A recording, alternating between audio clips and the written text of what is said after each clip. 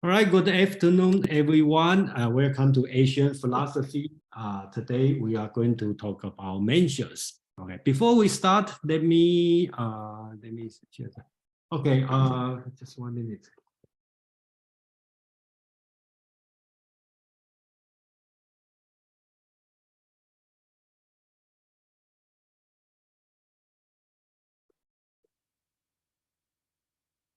So I'm going to share my screen.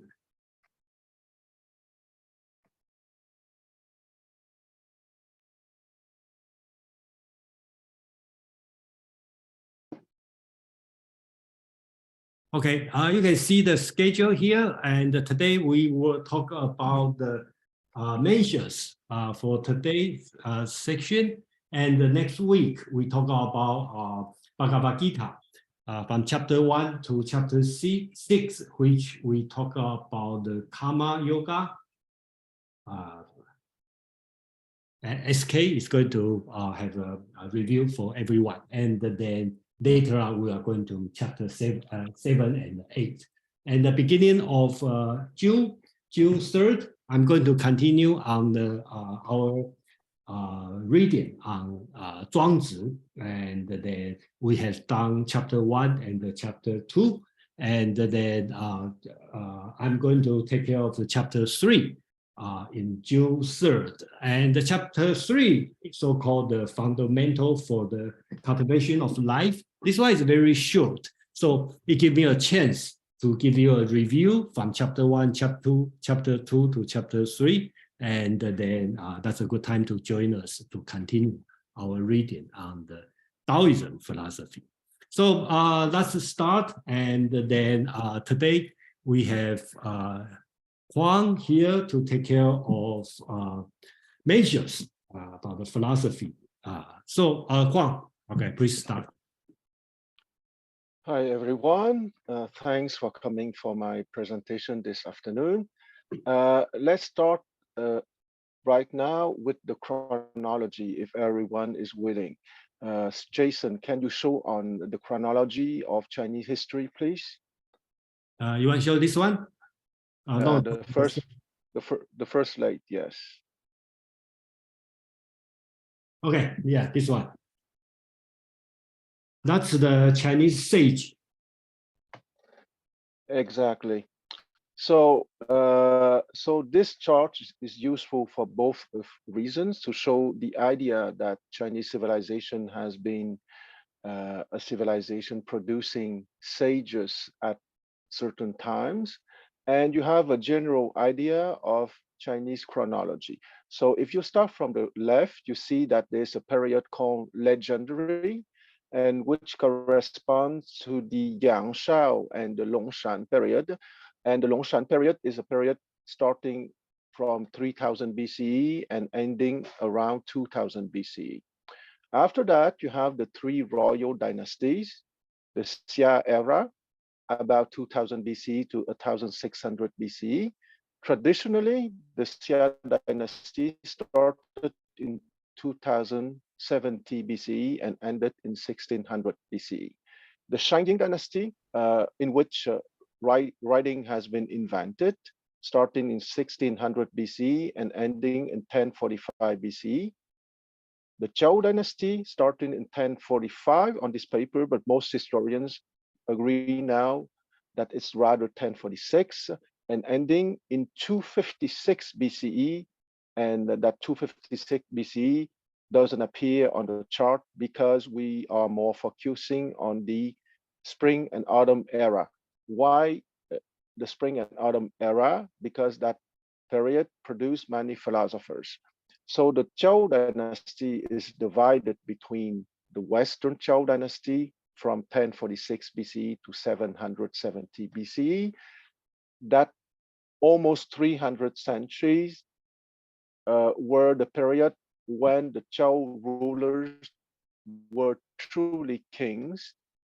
And after that, they had undergone a crushing defeat in 770 BCE. And from that year, they became mere political arbiter and control models. They were no longer truly kings from what is called the Eastern Zhou period. And the Eastern Zhou period is divided between the spring and autumn era, between 770 BCE to 453 BCE, and the Warring State period between 453 BCE to 221 BCE. And those of you who know Chinese history are aware that 221 BCE is the year of the creation of the first Chinese empire by the Qin dynasty. So I insisted to show that general chronology so that you are capable to put Mencius in a general framework of Chinese history. So Mencius was born in the 4th century BCE, and to be precise, in 372 BCE, and he died, according to tradition, in 289 BCE. So essentially, he was a man of the 4th century BCE, the same time than Plato, for example. Mencius was a scion of the Zhou dynasty, precisely, and he was an offspring from the Duke Huan of Lu, a ruler of the Lu Principality, who ruled between 711 and 694 BCE. Confucius was an offspring of the Shangying dynasty. That being said, Confucius was is still considered as what is called in Chinese Ya Sheng, okay, meaning the second sage, the first one being Confucius, of course. I would say that there are many things that we can discuss about Mencius, but he's important for epistemological reason and for political reason. And I will discuss Mencius with the concept of axio-epistemo-political triangle, translating a major concept from the Gongyang interpretation of the spring and autumn, which is the chronicle of the Lu Principality, but which has been used as a framework for political and philosophical expansion by the Confucian school. Without further ado, I would like someone in the group to read maybe the first page of the Mencius, and Jason, can you make appear the page 1A1, King Hui of Liang? Because in those 3 paragraphs, there are many concepts that will be expanded by me and hopefully will be discussed in the group. You want me to show the just 1 minute. You want me to show the text, the first page of the Mencius. Eno's text? Yes, the text just under the 2 maps. Measures. Okay. So you can read. Okay. Okay. Is anyone willing to read that? Oh, okay. Hold on. I already have this one. Okay, sorry. Okay, that's the one. Absolutely. Yeah. Okay. Okay. So, okay, that's perfect. So, is someone willing to read? Don't be shy.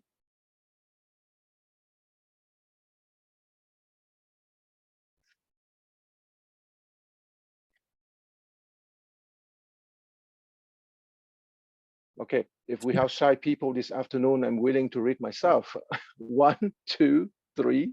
Okay. I can read. Okay, thank you. I can volunteer if you like. Okay, please. Jason, Lyndon wants to read, so we let Lyndon read. I'll give it a go at a few paragraphs anyhow. 1A1. Yeah. Mencius appeared in audience before King Hui of Liang. The king said, "Aged sir, you have not regarded 1,000 li as too great a distance to travel here. Surely it must be that you have come to profit my state." Mencius replied, "Your Majesty, why must you speak of profit? Indeed, there is nothing but humanity and right. If your majesty says, whereby may I profit my state, your grandees shall say, whereby may I profit my family? And your gentlemen and common people shall say, whereby may I profit myself? When those higher and lower compete with one another for profit, the state will be in danger. In a state of 10,000 war chariots, the man who assassinates the ruler will surely have a family estate of 1,000. In a state of 1,000 war chariots, the man who assassinates the ruler will surely have a family estate of 100. Such men have a 10th share of the state's force, and this is by no means a little. But if right is placed to the rear and profit to the fore, such men will never be satisfied unless they seize it all. I can't see any more on the screen below that. Okay. So here we go. Yes. Okay. Hold on. Oh, right, got it. Never has a man of humanity abandoned his parents, and never has a man of right put himself before his ruler. May your majesty simply speak of humanity and right. Why must you speak of profit? Thank you very much, Lyndon. So this first page of Mencius, of the Mencius, I should say, is probably the perfect summary of the home book. And that home book is in 14 chapters. There's two ways to divide the Mencius, either 1 to 14 or 1a, 1b to 7a, 7b, which correspond to 14 chapters, of course. And in the Innu translation is divided 1a, 1b to 7a, 7b, but that is a small detail. What I want to say now is that the Mencius is the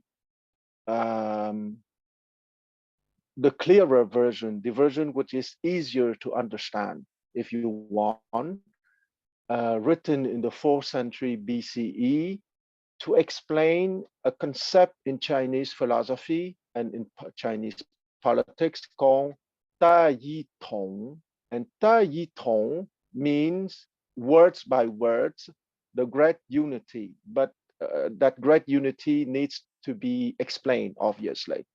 That great unity is the unity of the cosmological order with the political order through the epistemological growth or the epistemological development. And of course, this needs an explanation. I hope that you will indulge me and accept that I use some Greek and Latin words to explain Chinese philosophy, because it might be easier for you.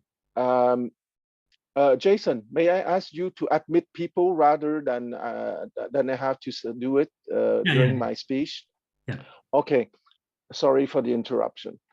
So in Western philosophy, you have a Latin word indicating the timeless dimension, which is tempus. And in Western philosophy too, you have two Greek words. One is kairos, K-A-I-R-O-S, indicating the epistemological development, and chronos, C-H-R-O-N-O-S, indicating the more behavioral dimension or the political dimension. The philosophical concept of Ta Yi Tong, which comes from the Gong Yang interpretation of the Chun Chu, is precisely about that axial epistemol political continuum, which the easier version to understand is in the Mencius. For those who don't know what is the Chun Chu is the spring and autumn, and that spring and autumn is one of the 5 Chinese classics. At the base, it's the chronicle of the Lu Principality, which is a sovereign principality located in the present-day Shandong province, and that principality was the principality in which Confucius was born in 551 BCE. And Mencius himself was born in a much smaller principality called Zhou, Z-O-U, and that Zhou principality is just the neighbor of the Lu principality, just to have a little bit of geographical notions. And that Chunchu has been edited by Confucius according to tradition, and Confucius added more philosophical and epistemological consideration on a text which is quite boring at its basic reality, if you want. And in that philosophical expansion by Confucius, you have that notion of Tai Yi Tong, precisely the unity of cosmological order and of political order through epistemological development. Here is the idea. What in the West is called tempus, T-E-M-P-U-S, or the timeless dimension. It's where you can have the timeless form of beauty, goodness, and truth. Okay, and you would find very easy to make a rapprochement between the philosophy of Plato and the philosophy of Confucius and of Mencius, or generally speaking, of the Rujia, which is the Chinese name of Confucianism. And Rujia means the school of the scholars. Ru for scholar, and Jia meaning family, but in this case, family of philosopher or philosophical school. Rujia, school of the scholar. So I said that there is a timeless dimension where you have beauty, goodness, and truth. And you have an epistemological journey, which is your personal education to go to those timeless education, which is what is indicated by the Greek word kairos. And you have to translate those timeless form of goodness, beauty, and truth into time reality, into chronos. And in those time realities, those timeless forms are manifested as what Mencius called the four cardinal virtues. And those four cardinal virtues are the same cardinal virtues that are named in the Greek and Roman word, meaning justice, humanity, valor, and wisdom. The timeless dimension of truth correspond in the time dimension to wisdom. The timeless dimension, eternal form of beauty correspond to valor and humanity. The timeless form of goodness correspond to valor and humanity, and the timeless form of beauty correspond to justice.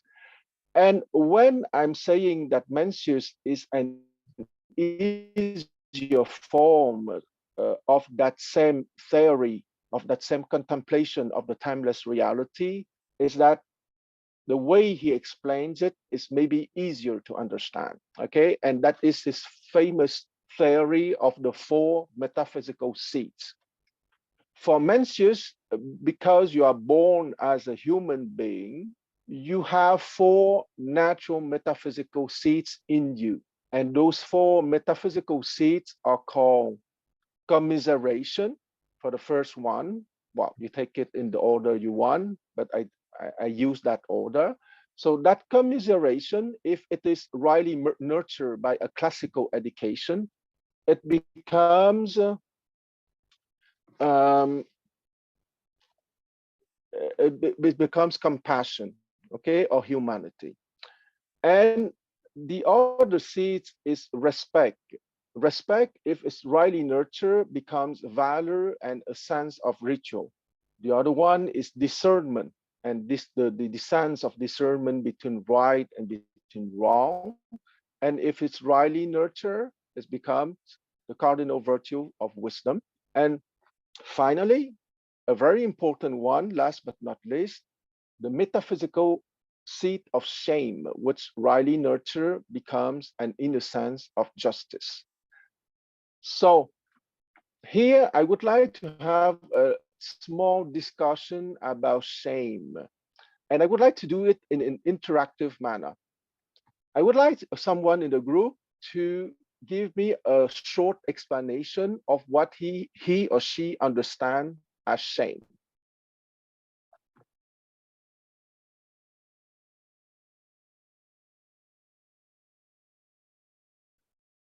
Okay, I see the hands. Jason, I'm sorry, I don't know if you noticed. I don't know who put his or her okay, hand let me first. moderate this one for you. Okay, so let's Thank you. start from Joe, Carly, Carly. Okay, Joe. Joe, are Okay. you able to speak now? Yes, sorry about that. Yeah, I mean, shame is a sense of self-awareness, that it's like an internal mechanism where you have done something that goes against what you believe to be morally correct. It also it's kind of it can be something that can be used against you as well. But in this particular instance, I think it's talking about how do we develop compassion and courtesy for others. So there's a sense of also justice, as you were talking about a little bit as well. So anyway, that's just a really quick summation. Okay. Okay, thanks. The next one, Jason. Let's go to Carly, please. Okay. Yeah, I was going to say something similar as far as maybe an external sense of dishonor that one may internalize, trying to evolve and turn it into an understanding or better unity with other humans. Okay. Next one will be Eleanor. Eleanor. Yeah, Eleanor. Eleanor. Thank you. Feeling empathy and pain of others, realizing how much they suffered, and being ashamed not to be able to help change or to do anything to ease that. Okay. Being able to apologize and feeling regret and sympathy and signaling constantly that willing to move on and helping others. Okay, thank you. I think there's no others, if I can see. I let you decide, Jason. No more hands. Yeah. Okay, so thank you very much for your participation, for the exploration of the concept of shame. I would like to offer what I think is related to that metaphysical concept of shame in the context of the Mencius, all right? So shame here has to be distinguished between the metaphysical shame and the social shaming game, okay? We all know that in society, there's the shaming game that I summarize by saying shame on you, okay? Which is a social mechanism of control because it goes to make you feel a distress because you are not corresponding to what is expected from the social group, okay? And that is what I call the social shaming game. But here we are speaking of the metaphysical shame, and the metaphysical shame is the inner feeling that, according to Mencius, you have it naturally because you are born human, in the sense that you would not do something that you feel ugly. And if that natural feeling that you would not do something that you feel ugly, if it's nurtured in the right way, would bring you to the inner sense of justice. And I would like to develop a little bit on the word shame. If you go on Wikipedia or if you go to a dictionary to explore the meaning of the word shame, you have two levels of explanation. First, shame, and the way I explain it is I would use psychodynamics, a concept to explain it, okay? The psychodynamic concepts of personality versus individuality. The personality is the identity that you have that you introjected because you have been born in a certain family, a certain society, and so on. Okay, as maybe you know, persona is a Latin word meaning a mask that the Roman actors put on their face to embody a character precisely. So those masks has been given to you because you had social interactions at different moments of your life. And that is the shame of at the personality level, all right? And if you read the psychodynamics or psychological books, you can see that shame at a first level of definition is a feeling of intense distress coming from a feeling of inferiority. And that feeling of inferiority mostly comes from 3 or 4 situations, okay? Unrequited love is a big one. A feeling of being excluded by a group is another big one. A feeling of being exposed and that you didn't want to be exposed is a third big one for the social shame. So that is the shame at the level of the personality. And the Chinese have 2 words that are both translated in English as faces. So you have 2 faces in Chinese. That I think that you're all aware in the West that in Eastern Asia, in East Asia, in China, you have that notion of face. And the first face is the face of the personality, in the sense that it is the face that is related to your social rank, to your lineage, to your wealth, to your power, to your network, to your connections. Okay, so that shame that is called, well, that face that is called in Chinese Meng-tzu is related to the shame, to the social shame. Okay, if you feel that you would be inferior in that social hierarchy. But here, Mencius is not talking about that shame of that face that you could feel inferior or superior depending on your status in the social hierarchy. Okay, Mencius is talking about the other face that in Chinese is called lian. And lian can be translated in English as also face, of course, but as self-respect. And that self-respect is more related to the psychodynamic concept of individuality. And that psychodynamic concept of individuality is related to what I call the epistemological growth. And that epistemological growth is the personal journey to the 4 cardinal virtues, which are the time embodiment or the time manifestation of the 3 timeless forms of beauty, goodness, and truth. Okay, and so I said that to the timeless form of truth correspond the cardinal virtue of wisdom. To the timeless form of beauty correspond the political or cardinal virtue of justice.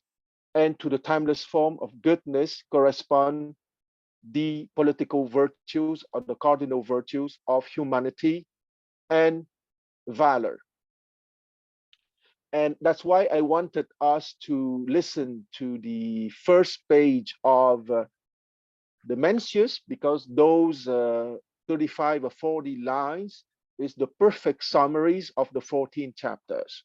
I would like to read the last 5 again, the last 5 lines that Lyndon read to us 15 minutes ago. But if right is placed to the rear and profit to the fore, such men will never be satisfied unless they seize it all. Never has a man of humanity, one of the 4 cardinal virtues coming from the timeless form of goodness, never has a man of humanity abandoned his parents, and never has a man of right justice put himself before his ruler, if that ruler is a true ruler, of course. May your majesty simply speak of humanity and right. Why must you speak of profit? Here, when I said that ruler must be understood as a true ruler, because Mencius is famous for two ideas. Wow, he produced many other ideas, but he is famous for essentially for two major ideas. And one of those two major ideas is precisely the theory of the four seeds, which rightly nurture transform themselves into the four cardinal virtues. But the other theory is that if the ruler is not a true ruler, meaning fulfilling the mandate of heaven, and the mandate of heaven can be described in many ways, but let's say that the mandate of heaven is the responsibility of the sovereign to guarantee food, peace, order, and education for the citizen of a given state. And it can be applied in a state which is not a monarchy, of course. Even if you have that expression mandate of heaven, which is a little bit reminiscent of Chinese monarchy, but it's not only about Chinese monarchy, it's a universal concept of the true ruler. And that second theory from Mencius is precisely if the ruler is not fulfilling the mandate of heaven, the people has the legitimacy to overthrow him. And that is an idea that has been not invented by Mencius, but has been invented by the advisors of the first king of the Zhou dynasty, who replaced the Shang dynasty in 1046 BCE. But Mencius expanded on that idea by saying that the people is like the water, and if the boat is not doing its work in appropriately, the people has the right to capsize the boat, meaning it's a metaphor that the people has the right, the mandate of heaven precisely, to overthrow the ruler, because the mandate of heaven works in both ways. The side of the rulers who has to fulfill his duties, and the side of the people having their own duties, meaning to replace the ruler if he's not an appropriate ruler. In this first page of the Mencius, there is a mention of King Hui of Liang. The state of Liang is also known as the state of Wei. That state was the most promising in the 4th century BCE, in the sense that since the Zhou dynasty lost its true power, it was expected by the Chinese people that one day they would be replaced by another dynasty. But that process took 500 years and ended with the creation of the first Chinese empire by the Qin kingdom in 221 BCE. But during the time of Mencius, the kingdom who was thought to be the potential creator of the first empire was precisely the kingdom of Wei, or the kingdom of Liang. And that King Hui of Liang ruled between 359 BCE to 319 BCE. So he had a very long reign, and a reign, I would say that his rule was a mixed bag, in the sense that he has done some great things, but he also has done some quite incompetent things. And ultimately, he did not achieve his dream of being either the hegemon of the Chinese world or creating the first Chinese empire, since that endeavor would be achieved by the Qin Principality much later in 221 BCE. I stop here for now before going further, because I would like to know if you have questions or commands, and don't be shy, because I am quite drowned in Chinese history and Chinese philosophy since my childhood. So I might say things that are obvious for me, but that would not be obvious for you. So don't be shy. If you have question, just go for it.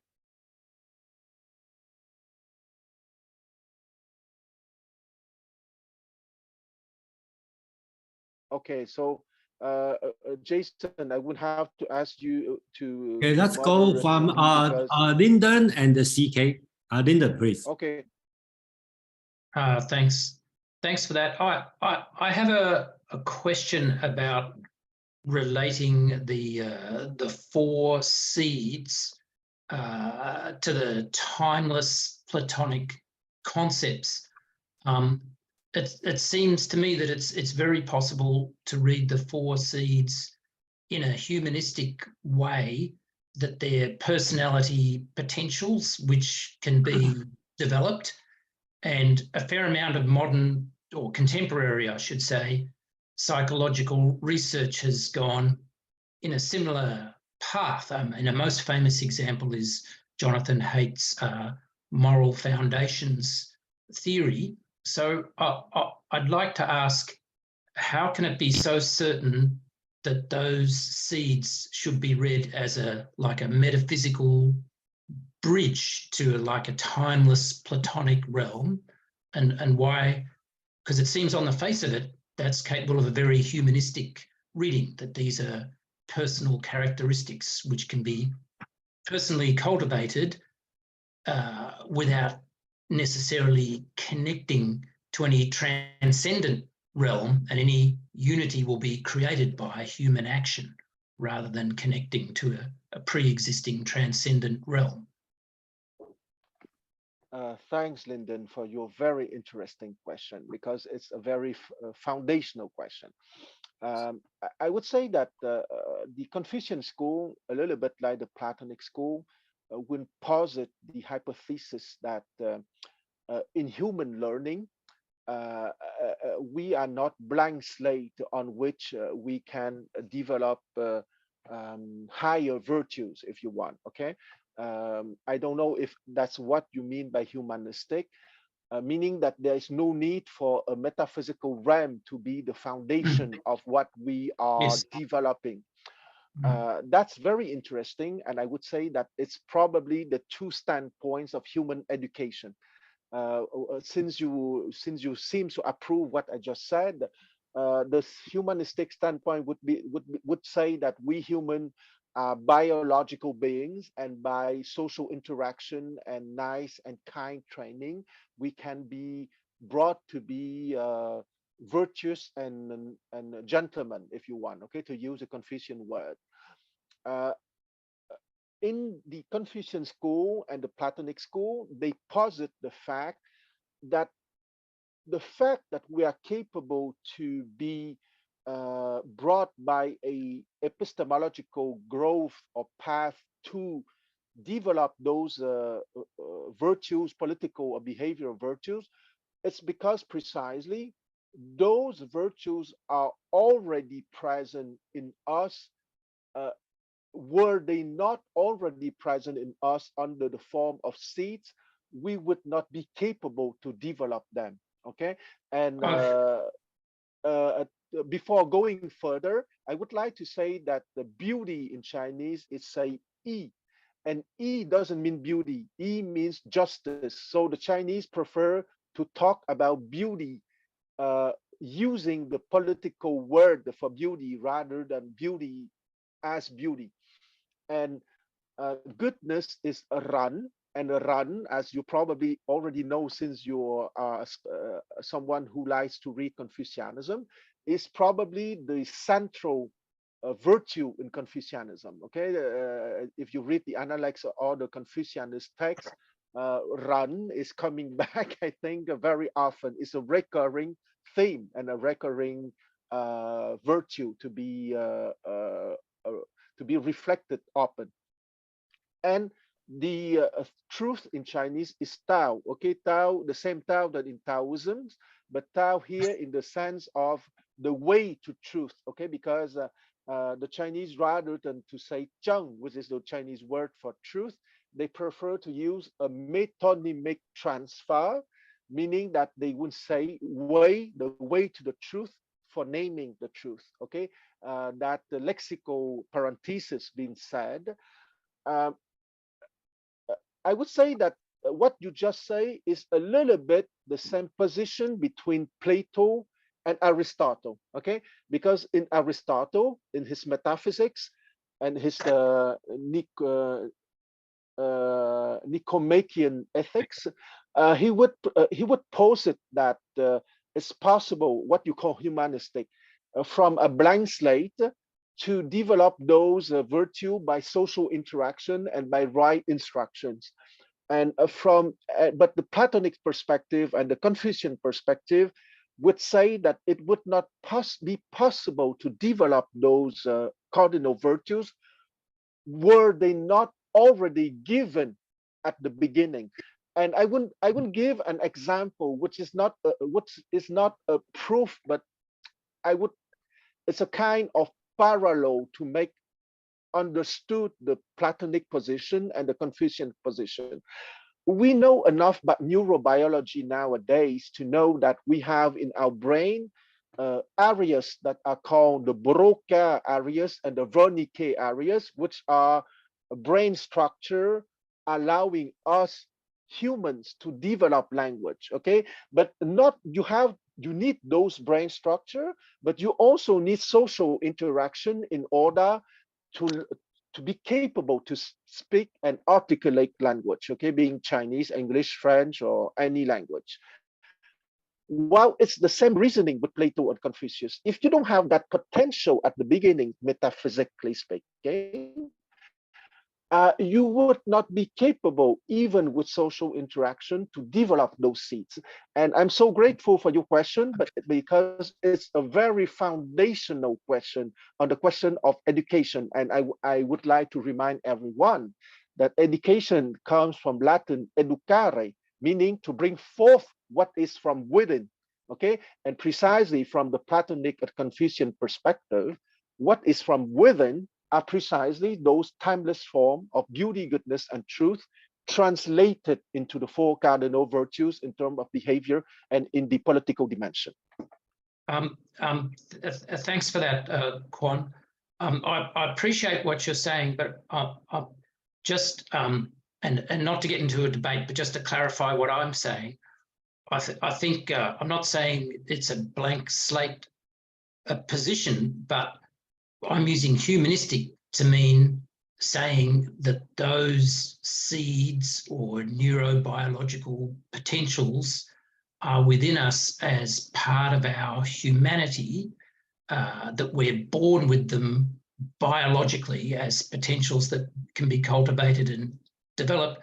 So there's no need to deploy a Platonic concept of forms or of eternal external ideals. It seems to me what Mencius is saying, these are internal capacities that humans have that can be cultivated, and that it seems to me like the Platonic element is something which can be added on to that, but doesn't appear to me to be necessarily mandated by the text of the Mencius. So that's what I mean by a humanistic interpretation. Yes, I understand perfectly what you say, and but I would like to, not necessarily in the sense of a debate, but I would like to say that, just clarifying what I was saying. Yes. No, and I think that we understand perfectly each other, and that is what is important. Yeah. Yes. Yeah, thank you. I think that we all will have a different opinion. So I appreciate, we just agree on our disagreement, then we can move. Yes. Thank you, everyone. And people know me and Kwang a lot. We we are many parts are very different, but you know, I'm going to bring my difference later. So okay, let's go to CK and go to Ahad. Okay, thank you. CK, please. Hi, CK. Yes, I mean, at this section of the Mengzi, you were saying earlier, Quan, about the dialectical relationship between the ruler and the ruled. Mengzi, as far as I'm aware, was also the first proponent of the sovereignty of the people, that the people should come first, followed by the state and society, and finally by the ruler. So the ruler is the least important of these three entities. In Chinese, it's called 民为贵，社稷次之，君为轻. I think he was the proponent of this way of thought. And in Chinese, it's quite precious because it's one of what they call the 民本 thought, meaning the people's as the foundation, the people's as the basic organizing principle of society, way of thought, which was not in some ways, you know, according to some people or some philosophers, fully developed in Chinese society, in political thought, or in Chinese philosophy. What is your view? Well, I'm very grateful to you, CK, for having brought that notion of sovereignty of the people. And I think that you quoted perfectly the part of the Mencius justifying that idea that the ruler, well, Qing, as you already know, means the one who weighs the less heavy, okay, the lightest one, meaning the less important one.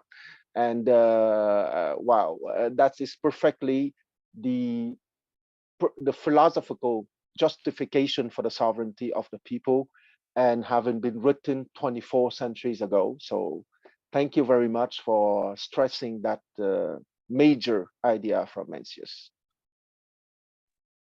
So Ahad, you still have a question or comment?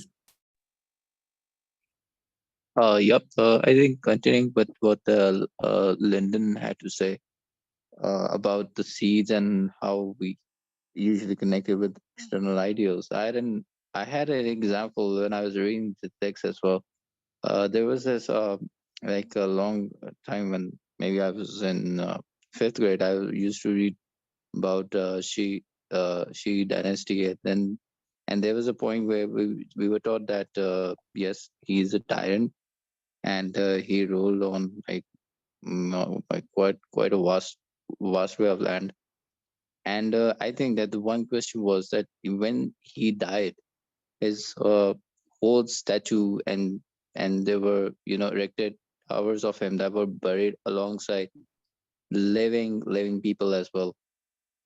The ones that served under him are also buried. So when I was reading this, so was that the way of like standard of preserving beauty or preserving a way of life, or because with that is with virtues and external ideals, I think, because one concept is just like virtues, just virtue in itself, and then there is virtues with more ideals, more developing that. So here, even in this text, when I was reading it back and forth, that's how I got that inspiration. I just, it clicked to me that where it says, it says, where may I profit, or profit my family, profit myself. I think that's where I got the inspiration, and it just clicked me. So is that a fable, or is it like a spirit ideal form, or it really exists? I would say that it's you are at one of the center, or maybe at the center of Confucianism. Okay, let's not forget that Mencius is called Ya Sheng in Confucianism, meaning the second sage. The ideal of Confucianism is aran, okay, goodness translated as humanity and as valor. While that aran is the paramount virtue of the gentleman, and the gentleman in Chinese is junzi. So that gentleman precisely is the man in his ordinary life, or a man with the political responsibilities, which is centered on precisely goodness, valor, humanity, justice, and wisdom in his action rather than profit. Okay, so that idea between the plutocratic rulers motivated by profits, wealth, and power for themselves versus the aristocratic ruler. Aristocratic here doesn't necessarily mean that you are from a noble family, okay, from a noble hereditary family, but rather that you develop your mind, your heart, and your soul. And that aristocratic ruler or Junzi, the gentleman, would be more motivated by by goodness, beauty, and truth in his role rather than by profits, as has been stressed very clearly in that first page of the Mencius. Of course, that epistemological journey from a personal perspective and from a state perspective on universal history perspective is not an endeavor that is finished. Okay, we are still on that epistemological journey on a personal level and on a collective level, of course. Jason, who would be the next one? Let's go to Joe. Then I have a question. So, okay. Yeah, I just have a really quick question. I mean, because I understand that courtesy was one of those things that were considered important to Mencius, and it was mostly courtesy, something that's cultivated through like ritual, through Confucius like type of ritual, and that's essentially the way that you would actually cultivate that virtue. Okay. Yes. Well, rituals. I propose another translation for rituals. Okay. I suggest healthy behavior for ritual. Healthy behavior. So that healthy behavior ideally would not be make it or fake it until you make it, but rather would be a natural flow from your inner state. Of course, in the teaching of Confucianism, we had many clumsy teachers, okay, who would make people understood or believe that it would be more fake it until you make it, or be a hypocrite, in other words. But in the true understanding of Confucianism, it should flow from your inner state, that ritual or that spontaneous healthy behavior. Thank you. Yeah, I do have two things I'd like to address, and then okay. So first, I really appreciate the Kwang, you talk about the good beauty and the truth, so-called I call it aesthetic trinity. Okay, so and yeah, I like it, aesthetic trinity. And compared to Ren, which is benevolence in some time, or humanity, and Yi, okay, which you compare or make it equal sign to beauty, but most people translate as righteousness, and the Dao, which we consider as a way, but it's a truth. I think these three match perfect, but I will put a but only in the moral sense, because if you go outside the morality, let's go to the Taoism teaching, I will disagree, but I agree on only in the Confucian moral sense. These three match perfect. How do you think? Well, Jason, you will have the surprise of your life today. I agree 1000% with you, because it is about the epistemological development, and it is metaphysical morality, of course. Well, thank you. That's our real agreement on that. So second part, I read the this one, the 1A-1, the first chapter.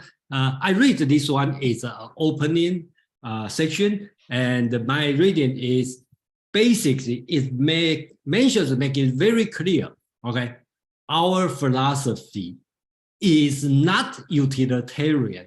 We are deontologist, deontology philosophy, right? So the King Hui of Liang, you can consider the Xi Jinping or the Biden, right? First, say the people consultant come here, hey, old man, what benefit for my country? And then Mencius answer first is you ask a wrong question. Don't talk about profit. We talk about righteous, talk about moral. I think that's set a tone very clear for the Confucius teaching. That's the part I think it's great. Yeah. Yes, and I am very grateful.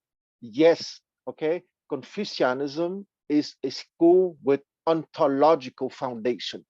And from that ontological foundation, there is an epistemological way that is proposed in order to embody those that ontological dimension on earth or in physical reality or in time reality. What I call in a grandiose manner, space-time energy matter dimension.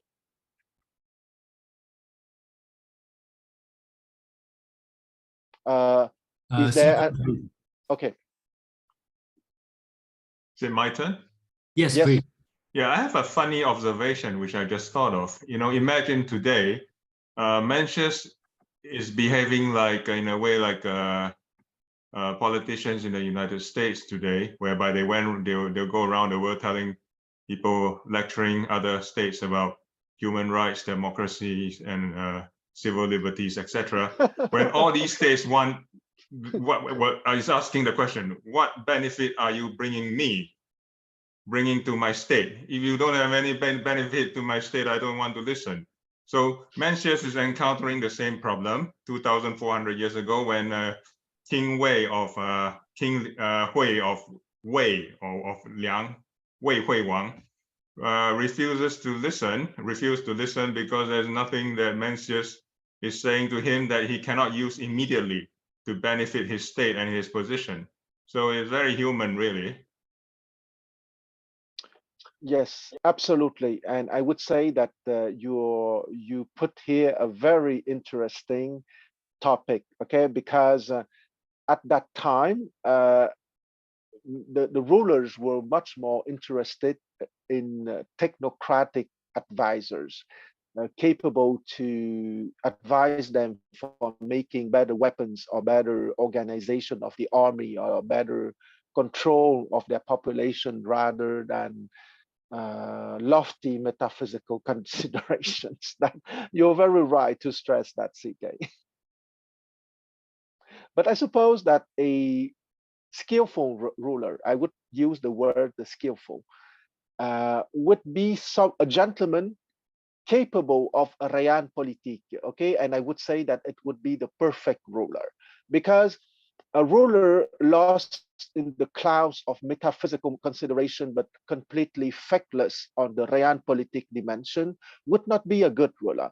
But a ruler completely drowned in the realpolitik dimensions of profits at not having at least a bit of the higher dimension of justice, humanity, wisdom, and valor would be a jerk too. So I would say that the perfect ruler is Confucius plus Sun Tzu.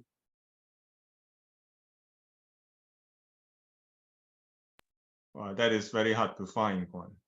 Yes, perfect. Well, we are in the philosophical group, CK. We are for the perfect and for the ideal.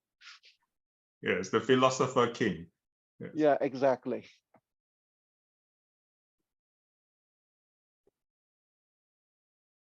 Jason, are there others? There's no more hand now. Okay, all right. So maybe Jason, can you show the maps, the three maps that you prepare, please? This one is the spring and autumn. Yeah, exactly.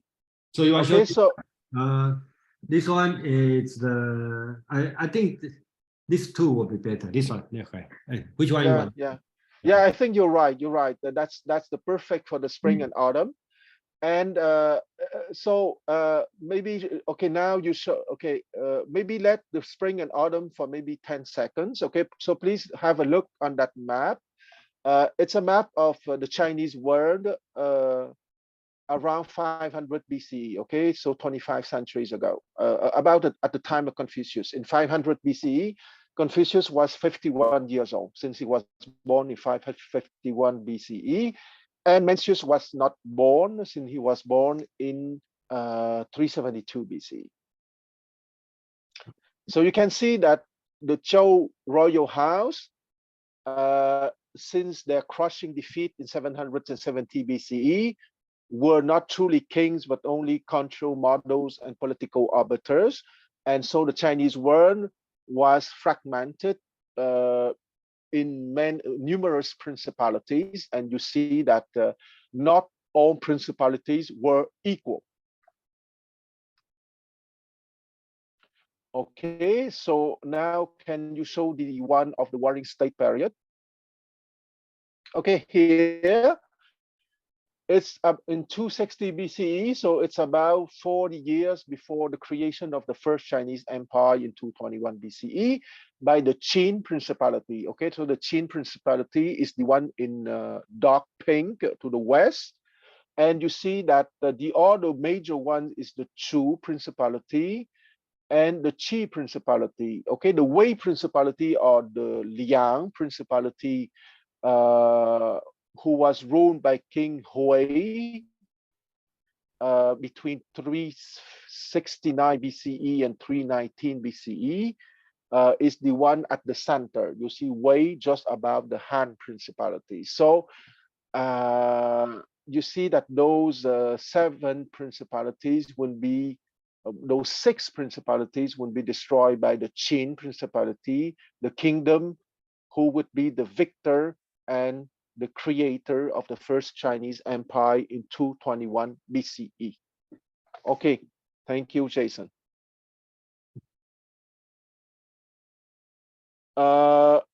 Before going further, do you have a question or comments on the historical period, on the process of empire creation? Okay, I see CK hands. So go ahead, CK. Yeah, I have an observation on the first, regarding the first map, whereby if you look, the state of Wu is included, but the state of Yue is excluded. Very interesting. Yes. What does that really mean? Does that mean that the state of Wu is admitted into the era of civilized states, whereas the state of Yue is not? It's outside the realm and beyond the pale. Is that what it's supposed to mean? The second question is where were the borders of the state of Yue? I mean, it's vaguely defined, isn't it? Yes, right. And you're right, because in 500 BCE, the state of Yue existed. And I think that your explanation based on cultural pretensions is very brilliant. And at the time, I would like to add a geopolitical note, okay?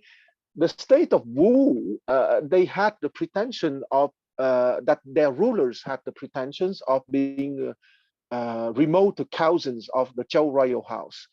But in reality, they were relatively backward at that time, okay? Let's say at the time of Confucius.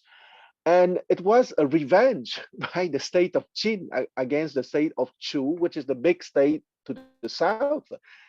And I am explaining it the following way. At the time of Confucius, the major state of the central plain was the state of Qin, okay, Jin, who would be fragmented into 3 states, Wei, Han, and Zhou later on in 453 BCE. So that state of Qin, before its fragmentation into 3 kingdoms, was the main rival of the state of Chu. And that state of Qin sent military and political advisor to the backward state of Wu to the east to make them stronger in order to be a pain in the ass for the state of Chu, their rivals. So just to tell you guys that geopolitical games were already quite active in China 25, 26 centuries ago. Yeah, but I just want to add that even the state of Wu was not really considered a civilized state, and the state of Wu was not actually considered that civilized by the central states. Absolutely, and from a true historical perspective, we can put question mark on their pretensions to be cousins of the Zhou royal house, but it's possible if we respect tradition. Yeah, I also like to add on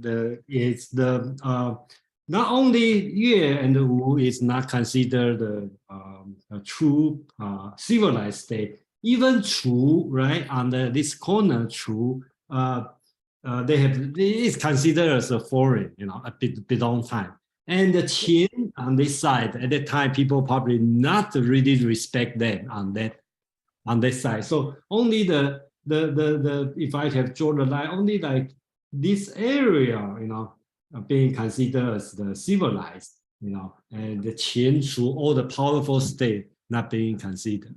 And second thing I'd like to point out, if you have a question on how do we divide the spring and the autumn and the warring state, the clear line is this. The powerful state, Jin here, right? It's one of the most powerful state. And the moment becomes 3 states, okay? And that's the cut line between warring state and the warring state, okay? Because they used to have 6 families and fight each other. And then during that time, they decide to remove their kin and then divided the land to 3 states. And that's the time we will consider the landmark or the moment as a warring state. Okay, so I think that's the thing I'd like to offer. Thank you. Yes, thank you. And since we are in talks about the military feats of ancient China, I would like to mention 3 battles that I think is good to know in terms of the change in mentality in the Chinese world. Okay, the first battle that I would like to mention is the Battle of Xuge, X-U-G-E, and that battle happened in 707 BCE. In that battle, the son of King Ping of the Zhou dynasty has been defeated, and he has been wounded on his left shoulder, I think. Because if you guys remember, I said that in 770 BCE, the Zhou royal house suffered a crushing defeat, and they were not truly king. But however, the Chinese were patient enough to wait for a rejuvenation of that dynasty for a whole 50 years, because the king who ruled from 770 BCE to 720 BCE, he had a very long reign of 50 years, was King Ping of the Zhou dynasty. And the Chinese were still respected enough the dynasty to wait for a revival.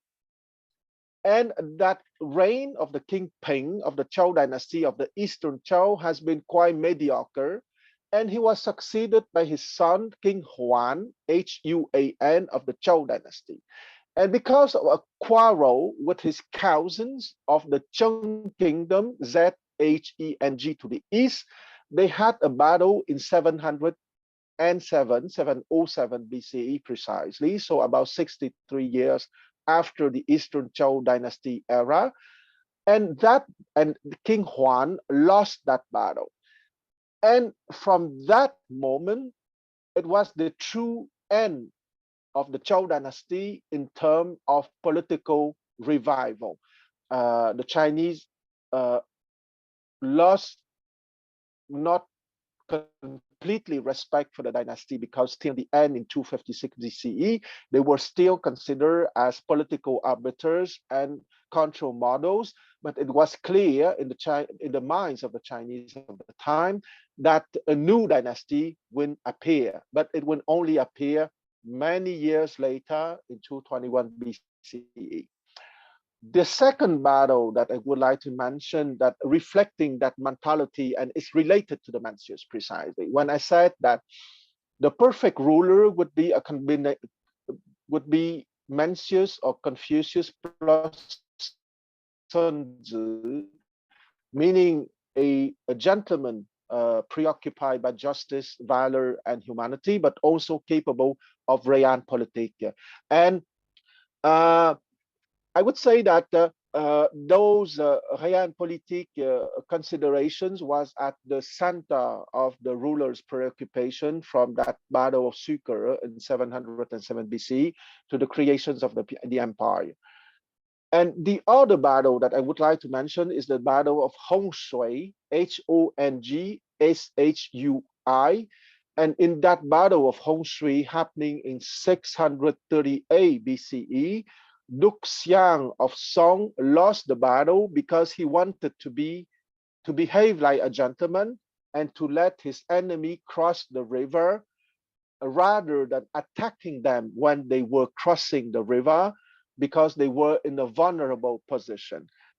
So his insistence to keep on aristocratic traditions that were no longer appropriate, no longer adapted to those times, make him lost the battle. And let's not forget that the true period of the warring states would only begin in 453 BCE, as Jason explained very well 15 minutes ago. But you already have a taste of the shifting of mentality in a gentlemanly behavior at battle to a more, maybe the word is not perfect, but to a more industrialized battles formation. And the last battle I want to mention in relation to that is the Battle of Boju, B-O-J-U, happening in 506 BCE. And that battle was precisely directed or supervised by Sun Tzu. And that was the first major battle between the kingdom of Wu and the kingdom of Chu precisely, being a perfect example of the new military framework, which is or which was what I call the more industrialized form of military confrontations rather than the old gentlemen's games of the past. So I see that Jason wants to say something. Yeah, I'd like to say one thing about the first paragraph we read. I don't know, is this historical event or not? I have no idea. But if that's true, you will see how brave, okay, of Mencius. Back to the history, right? In the Jin, this time in the spring and the autumn time, Jin, this country is the most powerful state. And I just talk about the time mark as a warring state is the Jin has been split to 3 states, Zhao, Wei, and Han. And the Wei is the largest one. Okay, remember in the first paragraph, we talk about King Hui of Liang. Liang is the powerful king on this one. Okay, so that means these 3 family kill their king, depose their king, and split the land. And the Wei, the king of Wei, get the largest piece of that. And this one is a powerful, so he was used to be the most powerful state. And they split, and they are the 3 parts of the meat, the biggest part. So he's the king of king during this time, the most potential. And look at how Mencius answer his question. He said, when those higher and the lower compete with each other with profit, the state will be in danger. The state of sovereign war chariot, and the man who assassinate the ruler will be surely the family estate of one sovereign. So he's talking about him, okay? He is doing this. So in this way, Mencius is very brave to talk about. Probably he's not really brave, because at that time, the moral standard is not there. And the King Hui of Liang may say, hey, that's what I did. That's a heroic behave, the heroic deed. I don't feel shame of that. But, that's in Mencius word is talking about you. Sir, you did this, right? And that's the problem. Be careful. The people under you will follow you doing the same thing. Split your state. Okay, I think that's how the tone underline, if you want to read it, on this paragraph. Absolutely.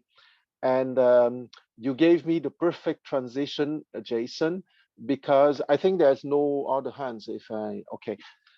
You gave me the perfect transition because I want to read the next part of the Mencius, which is on the section 1A2. If Jason, you want to make it appear, please.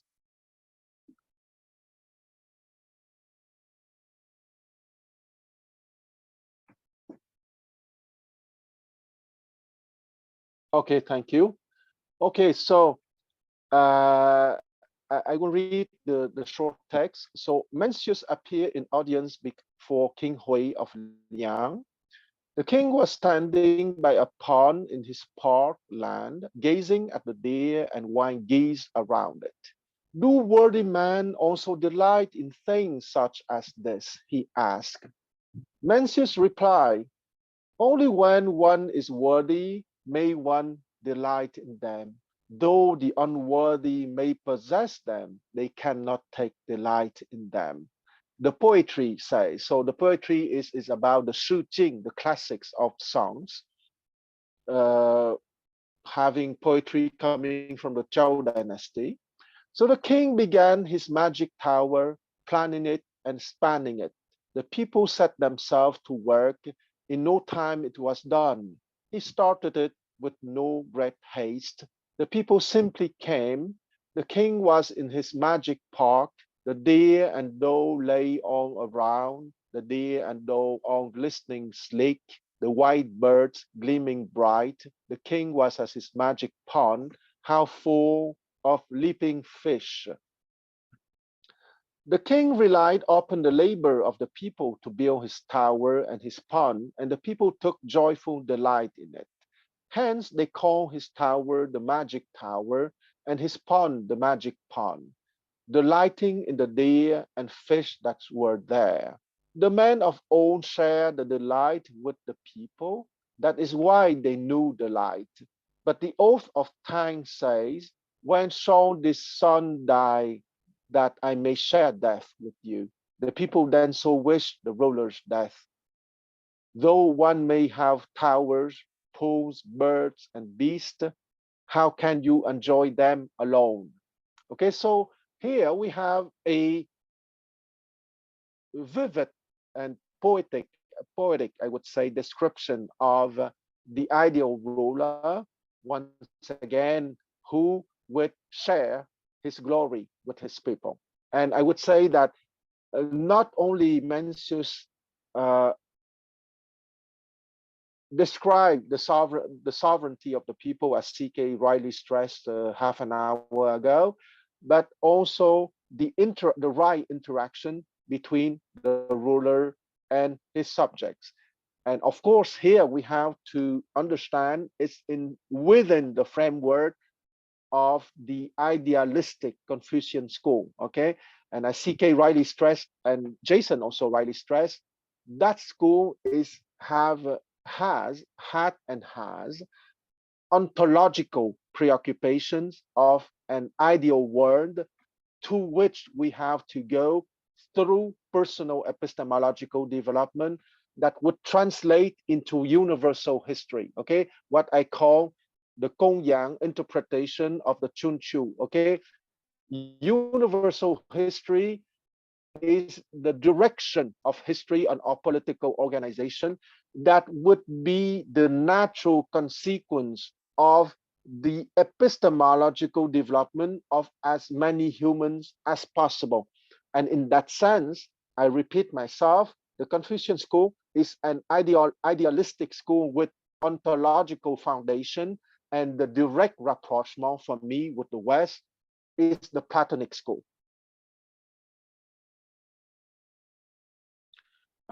Before going further, question, interaction, comments? Because my last section would be on the 4 seats, and I would end my presentation with the 4 seats. But before going to the 4 seats, comments, questions? Yeah. Okay, Jason. If nobody says something, I also like to offer my reading on this second chapter. I think I think this one also shows how Mencius, okay, attitude, right? And he's much more how to say it, different than Confucius. It's just not like Confucius, just spur out the good words. Okay, he kind of try to teach the emperor. Okay, you can see the rich country, the emperor has enjoyed a lot of wonderful things. And the Mencius used this chance to educate him, to tell him that's not a bad thing, you know, that's a wonderful thing, as long as you share with people. So in the today's sense, we will talk about a good president or good leadership develop the culture, okay, to the whole country. Also use the chance to promote the culture, and all the people were together with the culture. And or you talk about art, right, literature, philosophy, all this kind of thing. So that's the another unusual part, I would say, you know, in the Mencius situation. Number one, he noticed the entertaining is one of the you can say it's a tool to unite with the people, or you can say probably also the end, not only the means, also the ends of the country or a state development. And his method is pretty, I think it's very good, you know, in this way. You know. Yeah, absolutely. I agree perfectly with Jason. I think today, Jason, is not a normal day. We agree on along since the last 90 minutes. I would say that I agree with that, but because I want to remind the endeavor of the mandate of heaven, right? Because once again, there are many ways to define the mandate of heaven, Tianming in Chinese, but essentially the mandate of heaven is the ruler has to take into account reality and his people, and has to guarantee order, peace, food, and by food I mean transportation, shelter, etc., clothing, and education. Okay, and it's part of education precisely than to offer high quality entertainment. Okay, because education is not education only in school, but also in social interactions, and high quality entertainment is part of education. So are there other questions or comments? If not, I go to the core essential of Confucius, meaning the 4 seats. Okay, we will read together the 4 seats, meaning the section 2A6 together. So question, comments before going to the 4 seats? Okay, I count to 5. 1, 2, 3, 4, 5. Okay, no questions, no comments. Let's go to the 4 seats. Jason, can you make appear the text on the 4 seats 2A6, please? Okay, perfect. It's done. Okay, so 2A6 or 3.6. Okay, paragraph 2A6 or paragraph 3.6 is one of the major sections of the Mencius. Okay, so is anyone interested to begin to read that, please?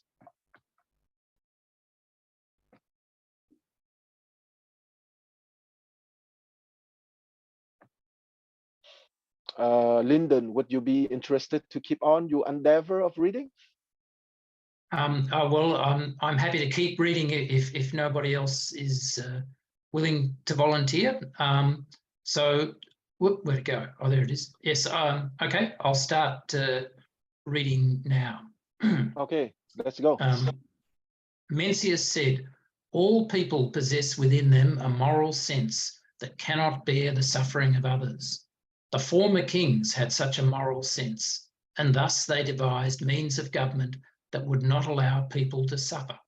If a ruler were to employ the moral sense that makes human suffering unendurable in order to implement such humane government, he would find bringing the entire world into order to be simple, as though he were turning the world in his hand. Why do I say that all people possess within them a moral sense that cannot bear the suffering of others? Well, imagine now a person who all of a sudden sees a small child on the verge of falling down into a well. Any such person would experience a sudden sense of fright and dismay. This feeling would not be something he summoned up in order to establish good relations with the child's parents. He would not purposefully feel this way in order to win the praise of their friends and neighbours, nor would he feel this way because the screams of the child would be unpleasant. I need Okay. Right. Just, I'll continue. yes, please.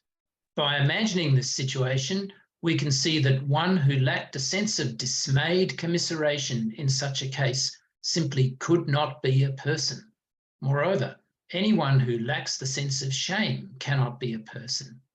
Anyone who lacks a sense of deference cannot be a person. Anyone who lacks a sense of right and wrong cannot be a person. The sense of commiseration is the seed of humanity.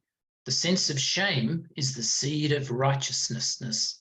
The sense of deference is the seed of ritual, and the sense of right and wrong is the seed of wisdom. Everyone possesses these four moral senses, just as they possess their four limbs. To possess such seeds and yet claim to be unable to call them forth is to rob oneself. And for a person to claim that his ruler is incapable of such moral feeling is to rob his ruler. As we possess these four senses within us, if only we realise that we need to extend and fulfil them, then the force of these senses will burst through us like a wildfire, first catching, or a spring first bursting forth through the ground. If a person can bring these impulses to fulfilment, they will be adequate to bring all the four quarters under his protection. But if a person fails to develop these senses, he will fail even to serve his own parents. Thank you. You're welcome. I see CK's hand. Do you want to say something before I make my comment?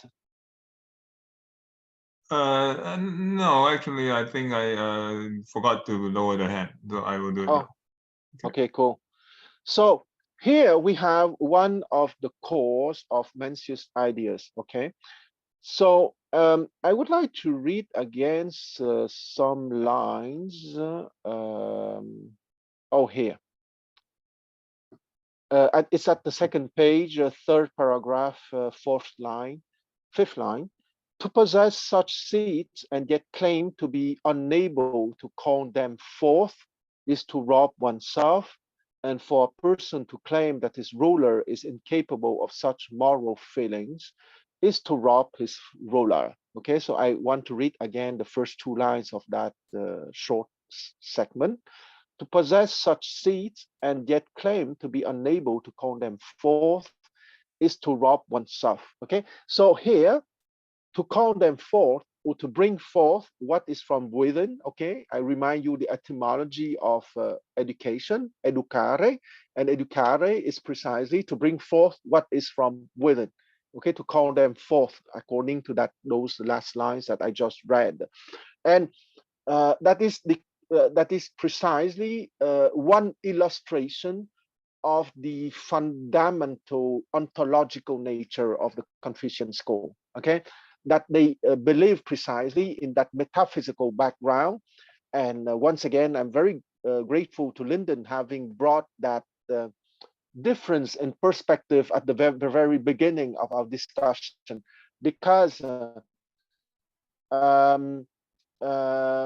would say that if we were to enter into a debate, it would be a quite long philosophical debate, but only to stress that philosophically speaking and epistemologically speaking, you have those two basic human perspectives, okay? That social interaction, a right social interaction, a benevolent social interaction would spontaneously bring out those things. And you have those philosophers that is most of the time labeled as idealistic or realist, okay? Because here, I would like to introduce a technical detail. Plato or Confucius can be labeled as idealist, and that idealist is easy to understand. It's from ideas in English, or referring to eidos, okay? E-I-D-O-S in Greek, the forms, meaning the metaphysical forms in the timeless dimension. That is easy to understand, idealist. But sometimes, and that it can be quite confusing, they are also called realist. But here you have to understand that realist is not about the space-time energy matter reality, okay? Realist here is about the reality of the timeless forms of beauty, goodness, and truth. So if, but in your readings, that you find that sometimes Plato and the Confucianist school is called realist, is exactly equal to idealist, because they believe in the reality of the timeless idea of beauty, goodness, and truth. And that is to be understood as realist and not in space-time energy matter.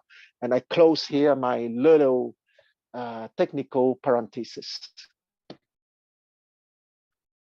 Okay, before going further, question, comments, okay, I see Jason having his hands up. Please, Jason. Yeah, same thing. I would like to offer my impression on this text.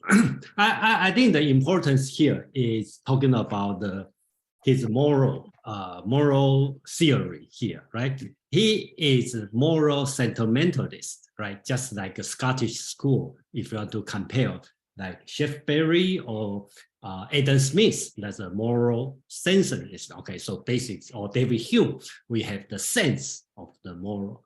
It's different than Kant, right? We talk about rationale because you have the reason to do good, not like, so I think that's the key difference, because he, from the beginning, Mencius talking about we all born with the moral sense, which set the difference. And second thing, he talking about the moral cultivation is development. Okay, it's not, so I think that's also important. And one thing I think Dr. Eno mentioned, I read Dr. Eno, he talked about the case of the kids fall into a whale. Okay, that's also a very good thought experiment, which we don't see on other texts, but Mencius talk a lot about different kind of thought experience. If something is so he talked about the fable of this one. So in this way, reading Mencius is much more interested than reading Confucius text, because he constantly give you example. And here is a good example talking about. He just tell you in this situation, how do you feel, right? You see the kids falling down. The first thing you do is to save him. You are not thinking about, if I don't save him, people will complain about me. You don't think about, like, if I save him, so his parents will give me reward. Nobody think about this, you just save it. Everybody do it, and what's this? That's your moral sense. And then develop from this, everyone will become a moral person. I think that's the important part on this sense. Yeah. Exactly. And it's one of the central tenets of Confucianism, is to say that we all possess those natural proclivities to the good, and the difference between different human beings reside precisely in the fact that those seeds have been developed or have not been developed. Okay, so you all know the theory from Confucianism that that human beings are naturally born good. Okay, there's one exception in the Confucian school, but Sun Tzu, X-U-N, Sun Tzu, meaning master Sun. And except for him, all Confucianists think that the human beings are born naturally good. Okay, so I see the hand of Sri Vida. So please go ahead, Sri Vida.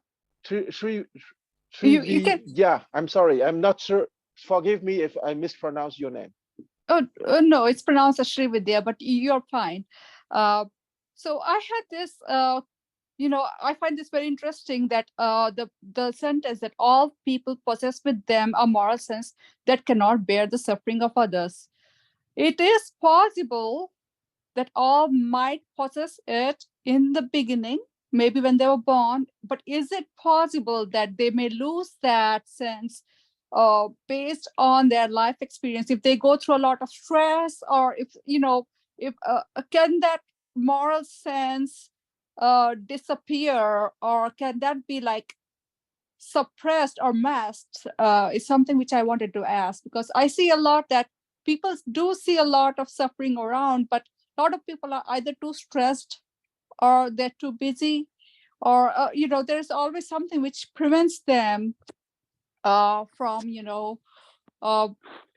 helping out. So what are your thoughts on that?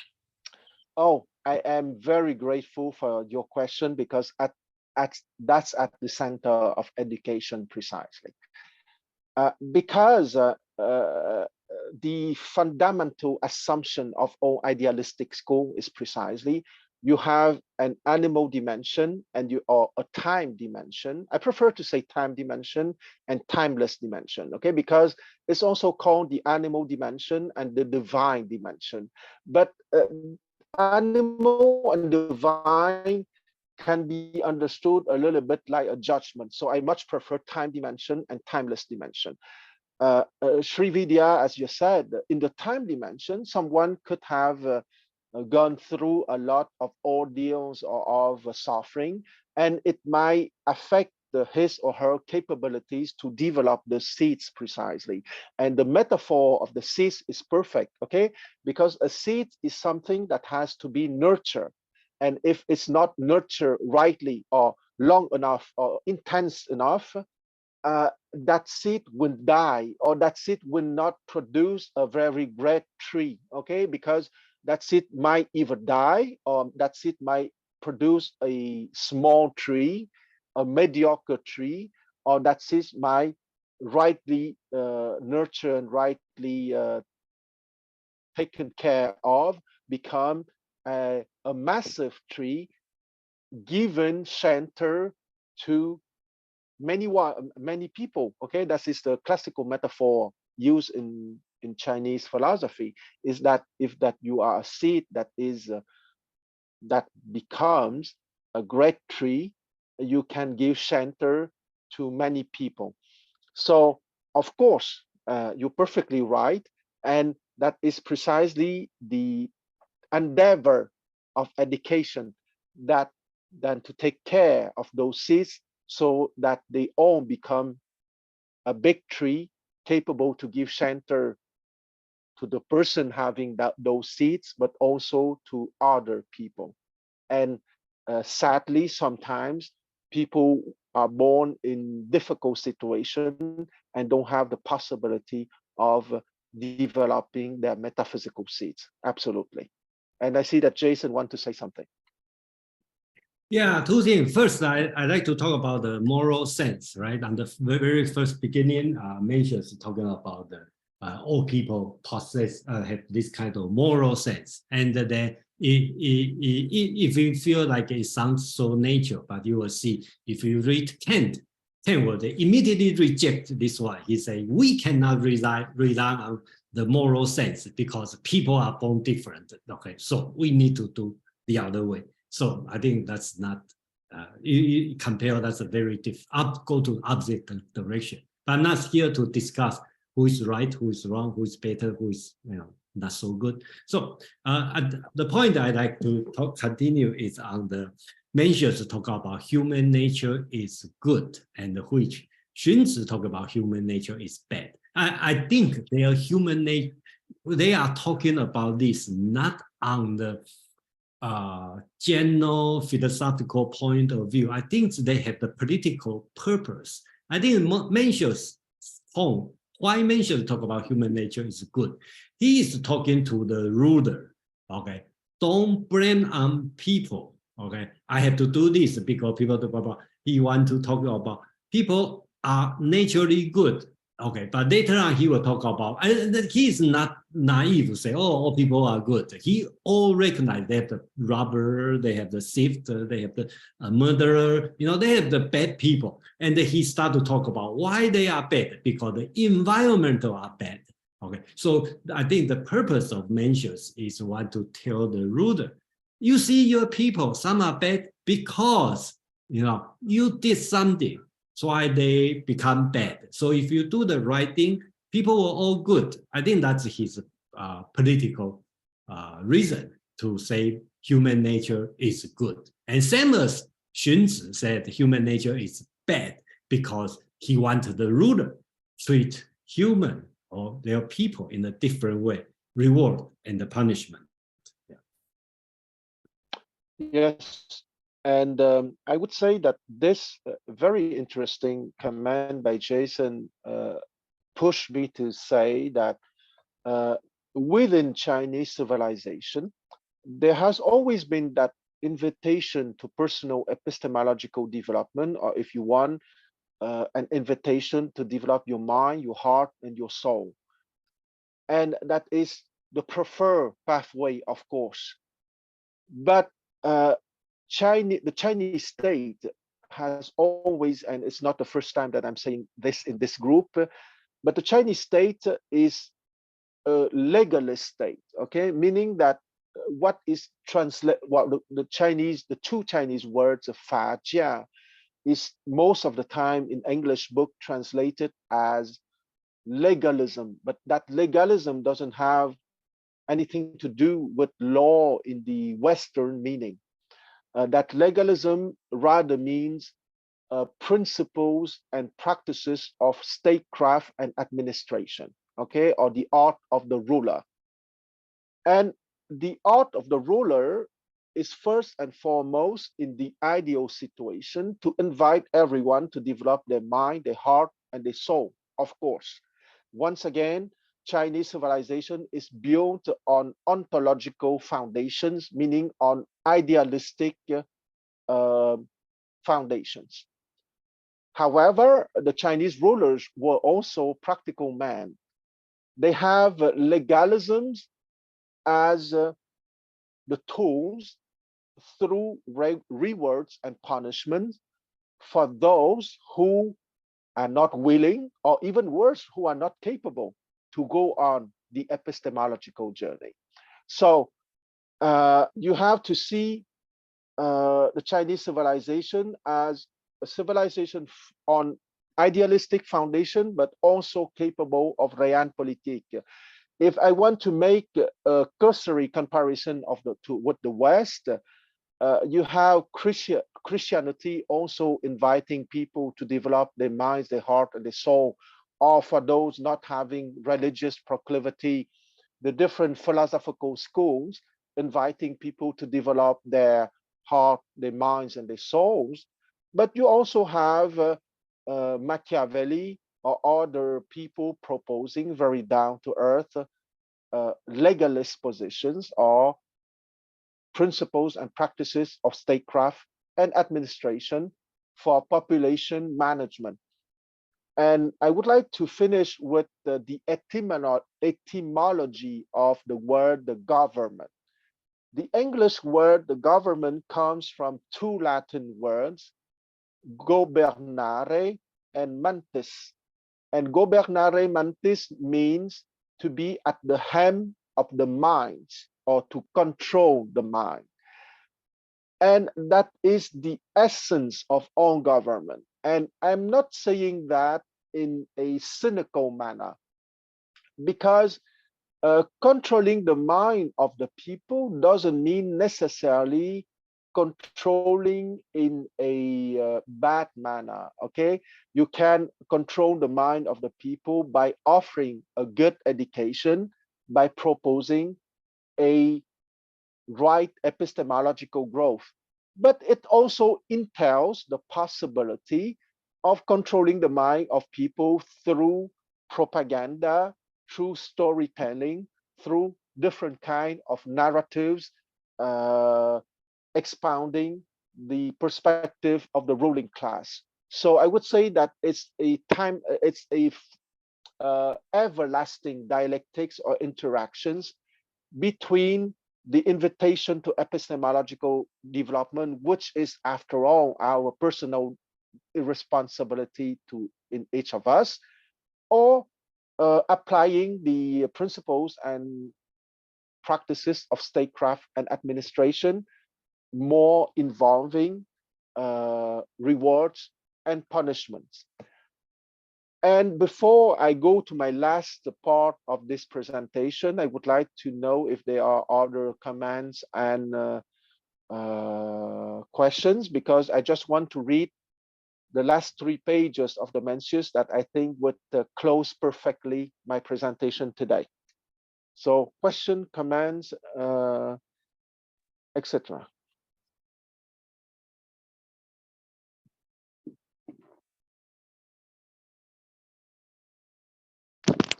Okay. Okay, so if there are no interaction, I would like to read the last 3 pages, which correspond to 183, Jason. Okay, thank you. Okay, so, and it's very interesting because it's more about the rulers, and as Jason stressed very rightly, Confucianism, either through Confucius, Mencius, or other philosophers, of course, is something offered to everyone, but that school stressed very much on the education of the ruler. And I would like to read those 3 pages stressing on the education of the ruler precisely. So, King Hui of Liang said, "My attitude towards my state is simply to exhaust my every effort on its behalf. If in Henei there is famine, I move people to Shandong and grain to Henei. And likewise, also if the case is reversed. When I examine governance in neighboring states, none is as conscientious as mine. Yet the population of those states does not decrease, and that of mine does not increase. Why is this so?" Mencius replied, "Your Majesty loves war, so let me use an analogy from war to explain. Picture the drums beating your soldiers into battle. The swords of the armies have clashed. Suddenly, you men strip off their heavy armor and run, trailing their weapons behind them. Some run for 100 paces, others stop after 50. If the men who had retreated only 50 paces began to laugh at those who had run 100, what would you think of them? That they were wrong to do so. They haven't run 100 paces, but they have still run away." Mencius said, "If your Majesty understand this, then you need not look for the population of your state to grow over those of your neighbors. If a state does not interfere with the people during the growing season, there will be more grain than the people can eat. If you regulate fishing nets so that fine woven ones may not be used in the pools and ponds, there will be more fish than the people can eat.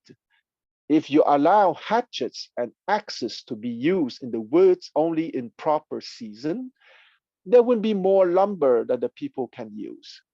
When there is more grain and fish than the people can eat and more lumber than the people can use, the people can nourish their living and mourn their dead without regrets.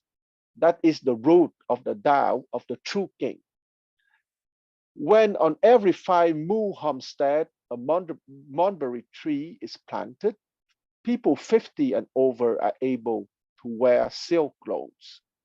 When chicken, pigs, and dogs are bred in a timely way, all who are 70 and over have meat to eat. If laborers in fields of 100 mu are not taken from their field work during growing season, then families with many mouths to feed will never go hungry. When the education given in village schools is extended by the example of behavior that is filial to parents and deferential to elders, then no one with white hair will carry heavy loads along the roads. There has never been a ruler who did not rule as a true king when those 70 and older wore silk and ate meat, and when the people were never hungry or cold. But now, when food is plentiful, dogs and pigs eat the people's food and none known to garner or store it. When food is scarce, people starve by the roadside and none know to open the storehouses and distribute grain. When men die, you say, it is not it is the weather's fault. How it is different from running them through with a spear and saying, it was not I, it is the spear's fault. Once your majesty ceases to blame the weather, people will come to you from everywhere in the world. So you have here a kind of short Mencian description of the mandate of heaven. Okay, so you see that he mentioned the duty or the endeavor of the ruler to ensure the presence of food, of order, of peace, and of education, the main item defined or summarized by the expression mandate of heaven, and that if you are in a ruling place, you are precisely responsible to guarantee those items. And I finish here my presentation. I don't know if you guys still have questions or comments. Okay, so I see the hands of Carly. Go ahead. Thank you so much for that presentation. It elucidated a lot of things. My question I had was about the actual goods that the state helps provide is by setting boundaries and having rules that allow it to flourish. I obviously see a lot of a concurrence here with our environmental state that we live in currently. But can you speak more about how those rules are developed? Because Mencius is speaking kind of slyly to the leaders. Yes, thank you for the word rules, because I would say that the Confucian school has always stressed on the fact that it's better or on a superior level, if you want, to develop the inner rules, okay? Because precisely the development of the seeds into the virtue of humanity, valor, justice, and wisdom. If you have those cardinal virtues, you have inner rules, and you would act like a gentleman, and you don't need outer rules to give a framework to you. And that is precisely the dialectical interactions between the Confucian invitation to epistemological growth, that is much better to you to be a gentleman, to have inner rules. But if it's not possible, the rulers, which is the main focus of the Confucian school, would have to create outer rules for people not having developed their heart, their minds, and their soul to a high level enough to be considered as gentlemen having their own inner roles. And you are very right that Mencius would stress more on the development of the cardinal virtue when speaking to the ruler, because he expects those rulers to create the outer roles. And if you want details on those outer roles, it's not necessarily the book of the Confucian school that you have to read. You have to read the different Fa Jia. You have to read the different school offering principles of and practices of statecraft and administration. And I can name you some of them. Sun Tzu is one of them, because I know that you're part of the reading group for the Sun Tzu. Li Kui is another one. Li Kui, Likui. Sheng Puhai is another one. Shenpuhai. And another famous one is also a classmate of the main advisor of the first emperor, which is Han Feizi, Hanfeizi. So if you are more looking on the outer roles created by advisors to the kings and to the emperors, it's not the Confucian school, but rather the Fa Jia, okay? Once again, principles and practices of statecraft and administration. The Confucian school would always stress on the epistemological development. Better for you to be gentlemen rather than be controlled from the outside by outer roles. Okay, I see. My pleasure. I see CK hands. Yeah, I would like to add to the list of legalist thinkers and practitioners that you just mentioned, Quan. There is a very famous and important one that wasn't discussed. That is Shang Yang. Oh, absolutely. Shang Junshu, the Book of Lord Shang, which is a really important book in the legalist mode. Yeah. Thank you so much, CK. How could have I forgotten Lord Shang, the guy who opened the way for the Qin kingdom to create the first Chinese empire in 221 BCE. Thanks again, CK. So thank you, everyone. We at 2 o'clock, 4 o'clock or 7 o'clock time mark. Thank you, everyone, and thank you, Kwang, and for this wonderful discussion and the presentation. Next week, same time, we will have a SK review on the Bhagavad Gita, chapter 1 to 6, which is the first part.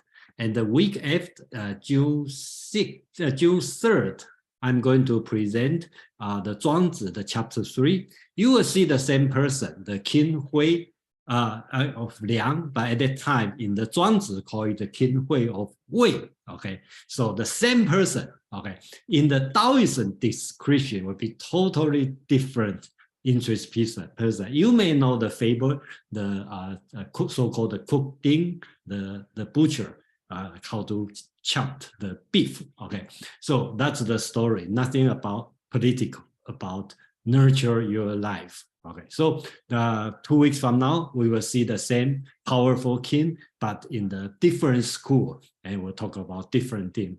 Okay, so thank you, everyone. Anybody have the last word? And so, well, I want to thank Jason for preparing the slate, and thanks everyone for having come.